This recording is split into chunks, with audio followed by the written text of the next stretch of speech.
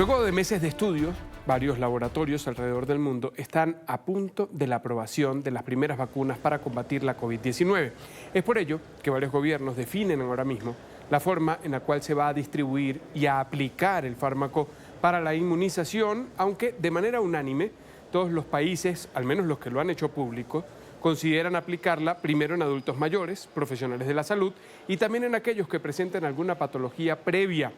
Sin embargo, un análisis que ha sido realizado por la Universidad de Jalifa en Abu Dhabi plantea otro escenario. El estudio, liderado por el ingeniero químico español Jorge Rodríguez, sugiere que para lograr una mayor efectividad y reducir los índices de mortalidad, primero debería vacunarse a aquellas personas que son transmisoras, una población integrada principalmente por jóvenes y trabajadores sanitarios.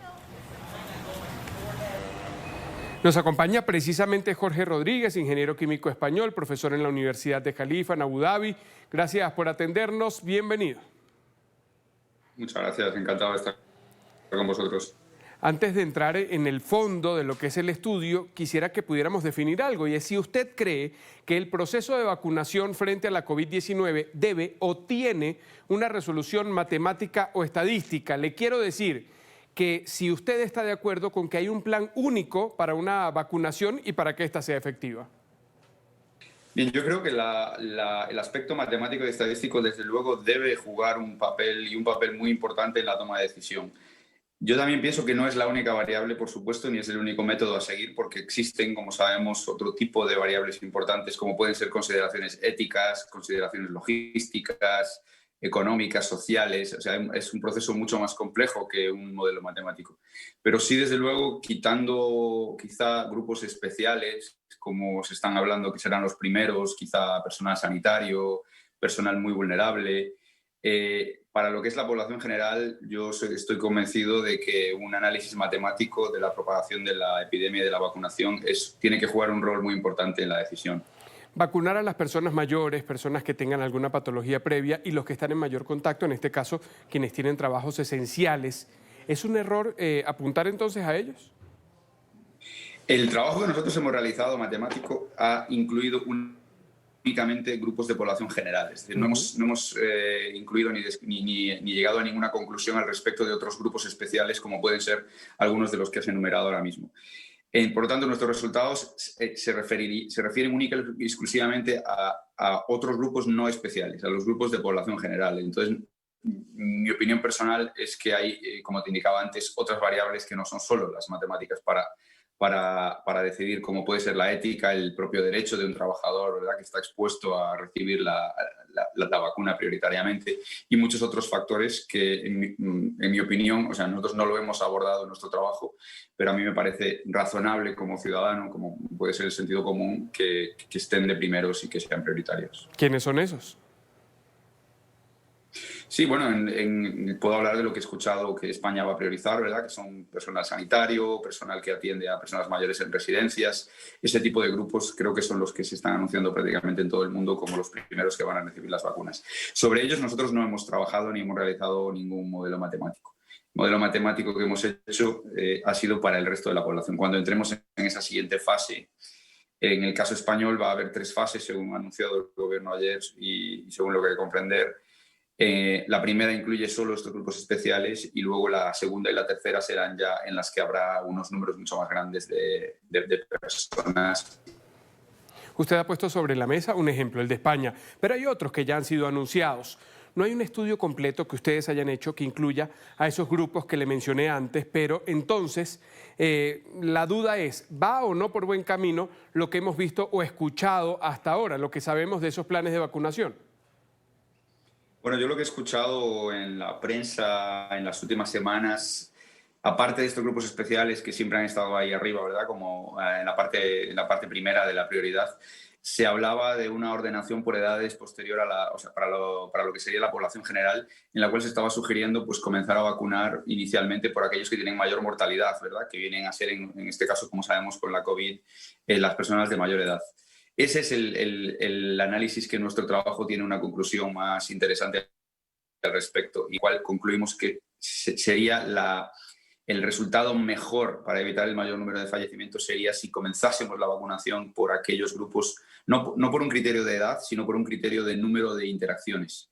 Es decir, aquellas personas que tienen trabajos o una vida social, una actividad o un comportamiento que les conlleva a tener un número grande de interacciones diarias, por la razón de que son potenciales propagadores. Por este motivo resulta en nuestro modelo que si aplicamos la vacunación empezando por ellos, digamos que abortamos ese despegue de la curva, de la famosa curva que estamos intentando parar, porque le cortamos esa naturaleza exponencial, porque estamos bloqueando el contagio por parte de esos grupos muy interactivos, ¿verdad? El ejemplo que he estado utilizando estos días en los medios es el ejemplo de comparar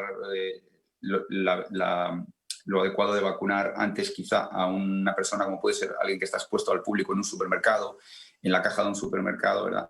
O a una persona mayor. ¿Cuál sería más eficaz, ¿no? Y entonces se puede comprender que este resultado sea así cuando pensamos que si vacunamos a esta persona en el supermercado, esta persona todos los días entra en contacto con 100, 200 personas, entre las cuales muchas van a estar personas vulnerables y personas mayores que van a comprar a este supermercado. Entonces tiene una cierta explicación detrás de los números si lo vemos desde este punto de vista. Es que así me parece que es la forma más idónea, hacerlo con ejemplos. Hasta para aprender a sumar hemos contado peras o manzanas, por ejemplo.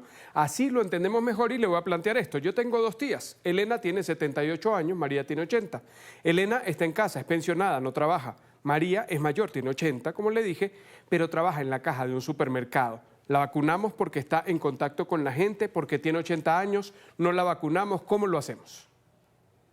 Lo que hemos visto en nuestras simulaciones es que hay como 2 factores que pesan, ¿verdad?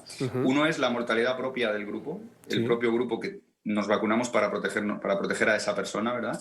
Y luego está lo que nosotros le hemos llamado los fallecimientos proyectados, es decir, los fallecimientos indirectos causados por esa persona que contagia a otras.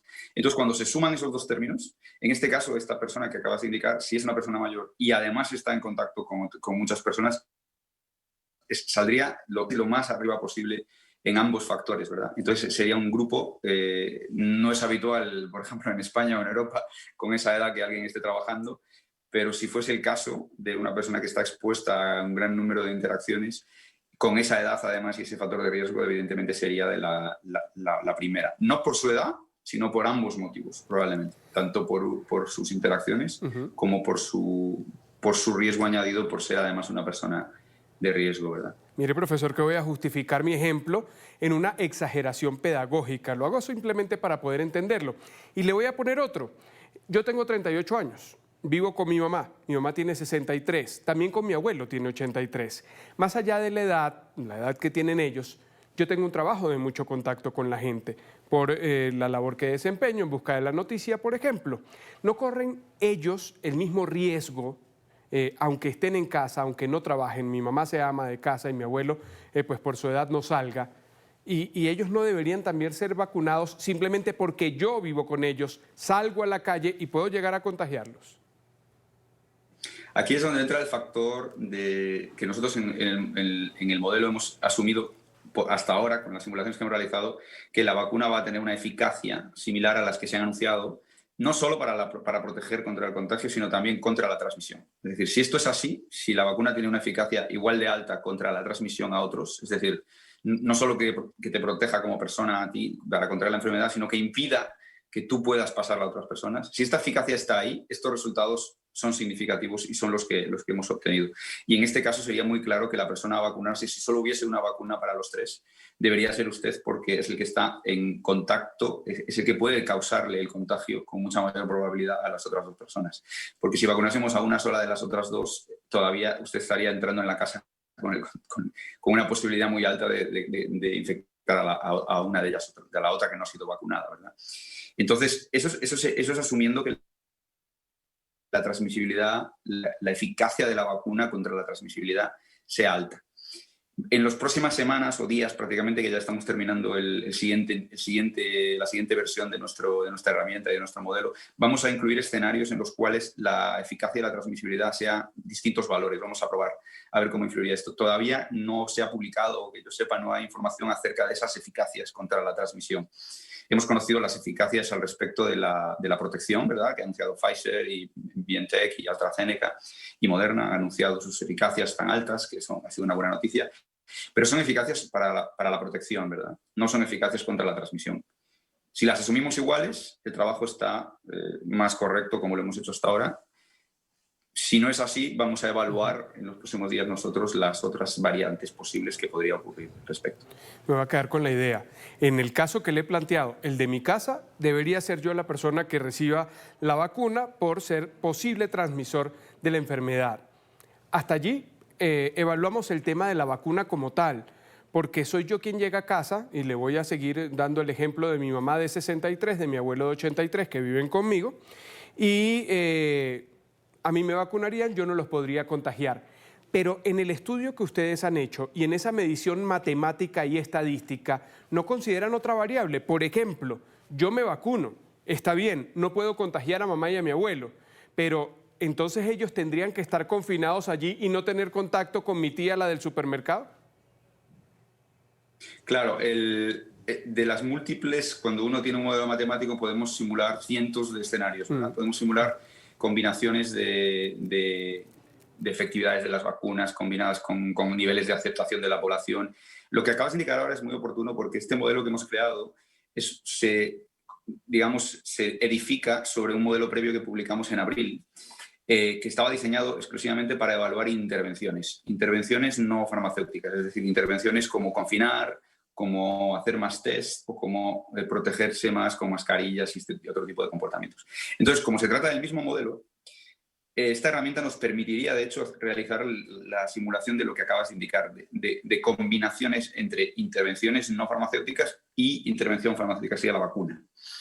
Estos escenarios de las cientos de cosas que nos puede ocurrir probar, en este momento, para este trabajo que hemos publicado, no las hemos simulado porque estábamos centrados en la vacunación para tener un mensaje claro, ¿verdad? Porque si empezamos a incluir muchas variables, siempre se difumina el mensaje, no sabemos a veces a qué se debe lo que estamos obteniendo, ¿verdad? Pero la herramienta está preparada para ello, está preparada para simular esa combinación entre confinar, por ejemplo, a los mayores de una determinada edad y vacunar al resto de la población. Podríamos simular el efecto contrario, podríamos simular otras combinaciones, el testar con mayor proporción a un grupo de la población que a otro, de manera que si averiguan que están tirando de la circulación. Esto es posible. Ahora mismo no hemos hecho todas esas combinaciones. Estamos hablando de las personas. Hay un aspecto que a mí particularmente me llama la atención y es la vacunación no solo por grupos, por esos grupos poblacionales, sino por zonas geográficas. Poblaciones, por ejemplo, si usted ha hablado de España y yo me quedo en Europa, nos situamos allí donde se está viviendo una segunda ola de contagios.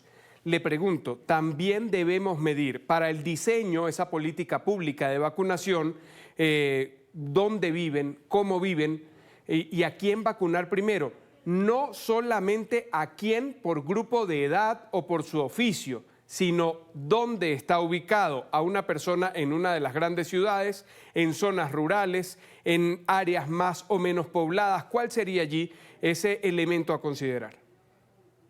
Sí, ciertamente cada país va a tener que decidir un poco cómo lo va a hacer, y además, bueno, aquí ya entran variables mucho más complejas, ¿verdad? Como puede ser los aspectos políticos, de dónde se vacuna y dónde no se vacuna. Nuestro trabajo se basa en es un modelo tipo SIR, no sé si habéis escuchado hablar de ellos. Son modelos que se basan en hacer balances, contajes de los números de individuos que se van moviendo por los distintos compartimentos, ¿verdad? Nuestro modelo no incluye ningún aspecto geográfico. Asume que toda la población se encuentra en igualdad y entremezclada entre ellos mismos en igualdad de condiciones. Estos modelos son buenos para, por ejemplo, simular a grandes ciudades que tienen mucha mezcla, donde la población vive muy junta. Este tipo de modelos son particularmente buenos para esto, ¿verdad? En el caso de las vacunaciones por zonas, yo entiendo también que hay aspectos como puede haber ciudades de más alto riesgo de brotes.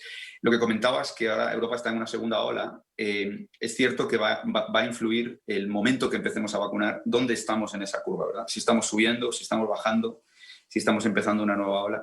Nosotros hemos hecho distintas simulaciones, también probando el arranque de esa vacunación en distintos momentos de la curva, de una supuesta curva.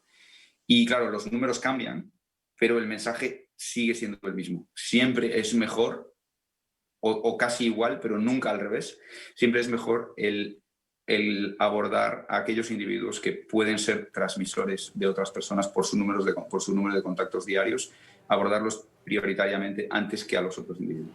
Yo le sigo agregando variables a estos escenarios que le estoy presentando, a ver si también han sido considerados, a ver si a través de esta estadística podemos ayudar, podemos dar información sobre lo que debe ser o cómo se puede hacer este proceso de vacunación. Y hay un grupo que no es mayoritario, pero es el de aquellos que no se quiere vacunar. Los del movimiento antivacunas. Ayer escuchamos al presidente de Brasil, a Jair Bolsonaro. Él ha sido muy escéptico en muchas cosas alrededor de la pandemia, pero él decía, yo no me voy a vacunar, pero mi gobierno va a llevar adelante ese proceso, ese proyecto para que la vacuna esté disponible.